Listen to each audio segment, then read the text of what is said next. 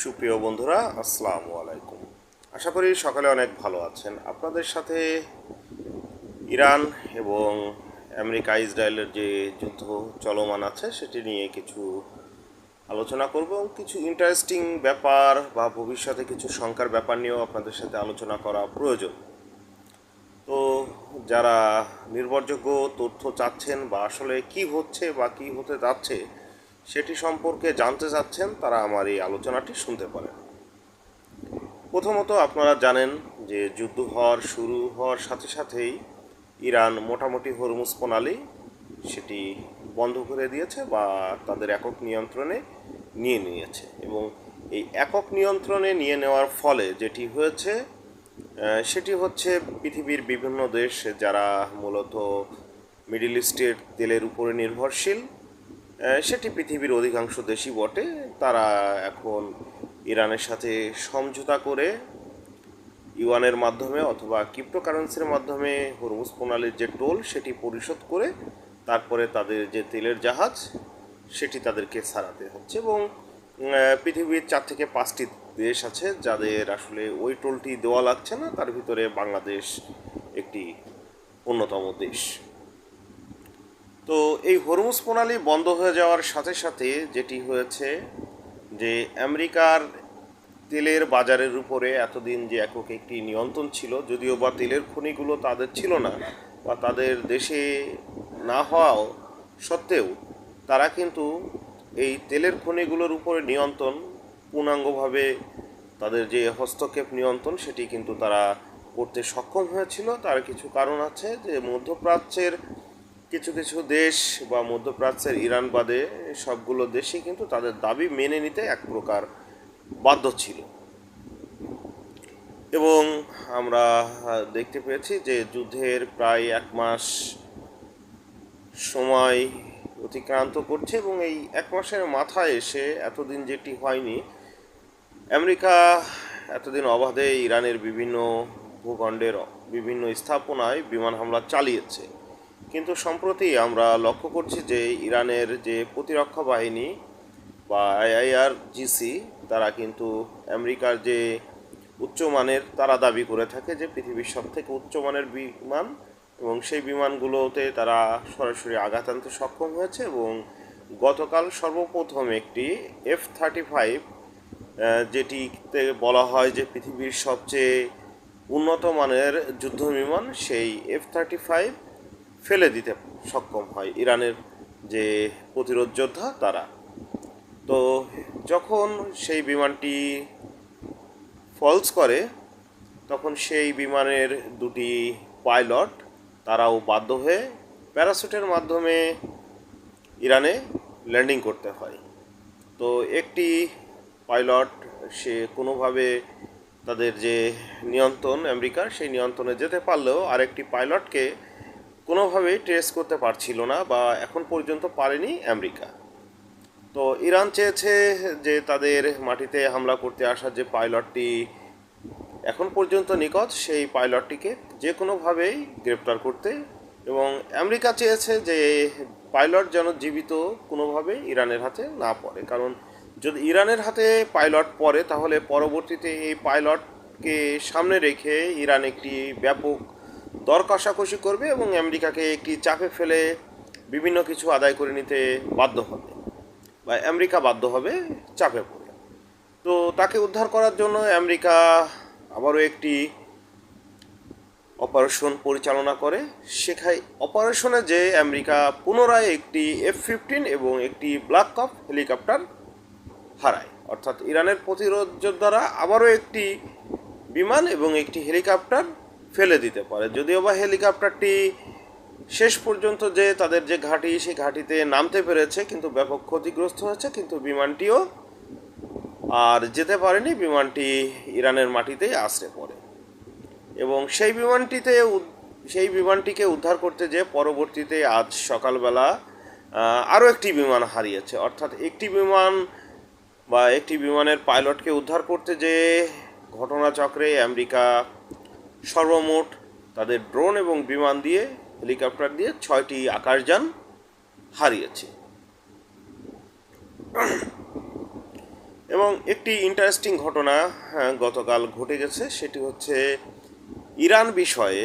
এতদিন চীন এবং রাশিয়া একটা মেরুতে অবস্থান করলেও আমরা দেখতে পাচ্ছি সম্প্রতি ফ্রান্স আহ, আসলে যেটি কেউ কল্পনা করেনি সেটি তারা ঘটিয়েছে। সেটি হচ্ছে আমেরিকার যে প্রস্তাব, সেই জাতিসংঘে অর্থাৎ হরমুজ প্রণালী জোরপূর্বক খুলে দেওয়ার যে একটি দাবি তারা করেছিল, সেই দাবিকেতে তারা ভেটো প্রদান করেছেন। বিষয়টি খুবই অবাক হলেও আমরা দেখতে পাচ্ছি ধীরে ধীরে ইউরোপের বিভিন্ন দেশ ইরানের দাবি মেনে নিচ্ছে এবং ইরানকে টোল দিয়ে তারা হরমুজ প্রণালী থেকে তাদের জাহাজ যাতায়াত করাতে সক্ষম হচ্ছে।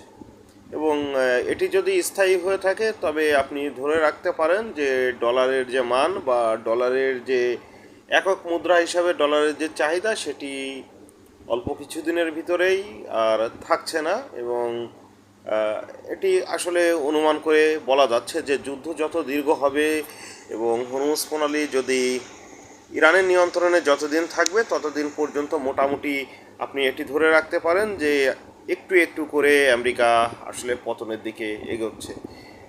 আমেরিকা এতদিন যাদের সাথে যুদ্ধ করেছে বা ইসরায়েল মোটামুটি যাদের সাথে যুদ্ধ করেছে, আমরা এই প্রজন্ম বা কাছাকাছি প্রজন্ম যারা দেখেছি যে ইরাকের সাথে বা আফগানিস্তানের সাথে, আফগানিস্তান অত্যন্ত দুর্বল একটি রাষ্ট্র অস্ত্র দিক থেকে বা সেনাবাহিনী পাওয়ারের দিক থেকে, যদিও বা তাদের মনোবল কিন্তু আমাদের থেকে অনেক বেশি। তবুও কিন্তু নিরীহ আফগানিস্তানদের বা নিরীহ আফগানিস্তানি জনগণ মারা ছাড়া আমেরিকা কিন্তু মূলত আফগানিস্তানে আর কিছুই করতে পারেনি। সাময়িকভাবে কিছুদিন নিয়ন্ত্রণ রাখতে পেরেছে, কিন্তু সেই নিয়ন্ত্রণটা রাখতে যেয়ে তাদের যে পরিমাণ ট্রেজারি বন্ড জমা রেখে চীনের কাছ থেকে লোন নিতে হয়েছে, সেটি কিন্তু ট্রিলিয়ন ডলারের উপরে এই লোনের বিষয়টি ছাড়িয়ে গেছে। এবং অলরেডি আফগান যুদ্ধ যেটি তারা শেষ করেছে, সেটিতে কিন্তু $3 ট্রিলিয়ন তারা কিন্তু খরচ করতে বাধ্য হয়েছে। এবং ইরাক যুদ্ধে আপনারা জানেন যে ইরাকের আসলে শক্তিমত্তা বলতে আমরা ওইভাবে কিছু বলার মতো কিছুই নেই। তবুও কিন্তু তারা ইরাক যুদ্ধে শুধুমাত্র রেজিম চেঞ্জ করা ছাড়া আসলে কিছুই করতে পারেনি। এবং এখন পর্যন্ত ইরাকে তারা একটি ঘাঁটি করতে পেরেছে, সেই ঘাঁটিটিও তারা ঠিকমতো রাখতে পারছে না। অর্থাৎ ইরাকের যে বর্তমান শাসন ব্যবস্থা বা জনগণ, তারাও কিন্তু এই ঘাঁটির বিরুদ্ধে অবস্থান করছে। এবং এই যুদ্ধের কারণে পৃথিবীর বিভিন্ন দেশে অলরেডি তেলের যে ব্যাপক ক্রাইসিস, বিশেষ করে দক্ষিণ এশিয়া বা পূর্ব এশিয়ার যে দেশগুলো, তারা কিন্তু অলরেডি খুব ক্রাইসিস ভোগ করছে। বিশেষ করে পাকিস্তান, ভারত, বাংলাদেশ, তারা তেলের যে অভাব সেটি পূরণ করতে পারছে না। এবং পাকিস্তানে অলরেডি তেলের মূল্য $250 উপরে হয়ে গেছে পাকিস্তানি কারেন্সিতে, এবং ভারতীয় কারেন্সিতে সেই মূল্যটা গিয়ে দাঁড়িয়েছে 160 রুপিতে। এবং বাংলাদেশি মোটামুটি 120 বা এর কাছাকাছি দামেই এখন পর্যন্ত তেল বিক্রি হচ্ছে। কিন্তু এর ফলশ্রুতিতে যেটি ঘটতে হচ্ছে যে তেলের ক্রাইসিস বা তেল বাঁচাতে যে বাংলাদেশের ব্যবসা বাণিজ্য বা ব্যবসা প্রতিষ্ঠানের উপর কিন্তু একটা কোপ পড়ছে। এবং এটিতে আসলে ব্যবসা বাণিজ্য যারা করছে তারা কিছুটা ক্ষতির সম্মুখীন হবে, কিন্তু দেশের আসলে এই ক্রান্তি লগ্নে বা এমন একটি মুহূর্তে সবারই উচিত আসলে সরকারের সহযোগিতা করা। যদিও বা এই তেলের ক্রাইসিস বা এই এই যুদ্ধের কারণে যে ধরনের সমস্যা হচ্ছে, এটাতে কিন্তু আসলে আমাদের সরকারের কোনো রকম দোষারোপ আমরা দিতে পারছি না, বা সরকারের সমালোচনা করার আসলে কোনো জায়গা নেই, কারণ এখানে আসলে সরকারের সম্পূর্ণ নিয়ন্ত্রণের বাইরে। এবং ভবিষ্যতে আমাদের যতটুকু মনে হচ্ছে যে আমরা কিন্তু বিরাট বড় একটি ক্রাইসিসের ভিতর দিয়ে যাব, যে কারণে আমার দেশের ভাই বন্ধু বা যারা আছেন শুভাকাঙ্ক্ষী, আমি তাদেরকে একটি ছোট পরামর্শ দিতে চাই। আপনারা যদি পারেন এবং যদি আপনাদের সম্ভব হয়, আপনারা প্রচুর পরিমাণে খাবার মজুত করে রাখেন। এই কথাটি কেন বলছি, এটি কিন্তু আপনারা 2 থেকে 3 মাস যাওয়ার পরে অথবা 1 মাস যাওয়ার পরে আপনারা কিন্তু এই জিনিসটা বুঝতে পারবেন। অর্থাৎ আপনাদের যেটি খুবই প্রয়োজনীয়, অর্থাৎ কিছু চাল মোটামুটি 2 মাসের মতো আপনারা বাসায় রেখে ব্যবহার করতে পারেন। কিছু ডাল, কিছু শুকনো খাবার আপনারা একটু মজুত করে রাখার চেষ্টা করেন। এখন আপনাদের কাছে মনে হতে পারে যে এটি গুজব না, একটু সাবধানতা বা একটু আগে থেকেই পূর্ব প্রস্তুতি রাখা এটি সকলের জন্যই ভালো হবে। এবং যারা বিদ্যুৎ বিলাসিতা করেন সেই সকল ভাইদেরকে বলছি আপনারা একটু সাশ্রয়ী হন।